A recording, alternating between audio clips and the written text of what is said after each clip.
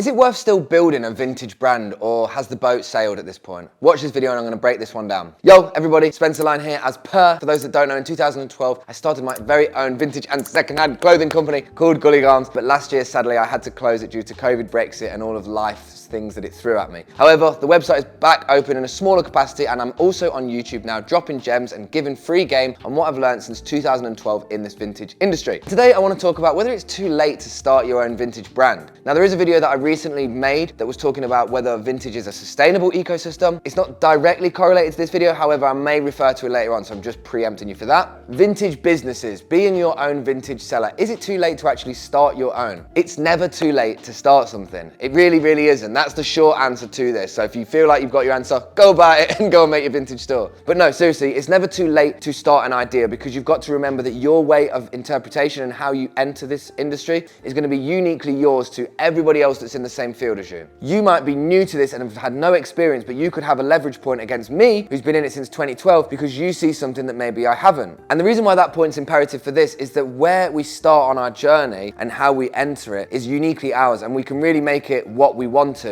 as a result. When I look at the vintage and is it too late, the only point that's really incremental to remember is we're sourcing a product that's quite unsustainable, in the sense that if you're looking for pure vintage and specific stuff, there's less and less of it out in the market. Those that used to recycle it are now probably selling it themselves. They've probably got grandchildren who are going and finding it from their wardrobes, and these were incremental ecosystems that were being built up, and this created in the background a lot of supply at the time, but now it is a little bit different. But is it too late to start your own vintage brand? Like, what would happen if you started it now? And the reality of it is that starting it now is late in comparison to where people have started, but you could say that about pretty much anybody. In our lifetime now, probably people don't think that there's going to be another business that's going to come across and challenge Amazon, but I wouldn't put it past another platform coming onto the scene and challenging Amazon. Jeff Bezos started Amazon when he was 30 years old, selling books, and now look where it is. So I think that the perspective of whether things are too late is all about how your own interpretation to that business model is. If you look at vintage and think, oh, I only want like really hard to source items, so it's going to take me ages to build up an inventory, then you're selling yourself the narrative that you won't be able to get into it. But ways that I would say that you can really ensure that you can get into vintage is to, most importantly, diversify the product line that you're trying to sell, explore other things that you might not have considered, look outside of the box of your own genuine interest of things that you like and what you think others might like, because selling vintage as a byproduct of what you like is a very short-lived system, and you should really look at exploring what other people actually like. Trend-related stuff, easily affordable trend-related stuff, looking at other styles of things that you can kind of get into. So again, I think with this video, the whole reason why it's not too late to get into vintage is because everybody's entry point is uniquely theirs, and how you enter on a system that you're new to is going to be different to somebody who's been in this industry for a long time. They've got the experience of what they know works and doesn't work, but you've also got the experience of the interest, relatively speaking. If somebody's looking at setting up their own vintage store right here, right now, they're probably actively looking at other vintage stores and getting a lot of inspiration. Whereas people that are in bigger points in the industry, they feel like they don't need to. It's not that they've got comfortable, it's that they've already built this establishing setup for themselves, and they're just working on building and building. Whereas the small people at the start that are curious are looking at what's actually relative, what they are seeing that they're engaging with. And that's a great thing to actually do in order to get into it. But that's how it makes it a unique experience that you can still get into. All I would say is, if you are looking at getting into vintage and starting your own vintage store that is specific to that genre of niche, please look at exploring and expanding different options so that you can diversify what you sell. You obviously don't have to do that, but my recommendation for you to doing that, you don't want to have a bottleneck system with your approach of sourcing later on down the line, because you're trying to get something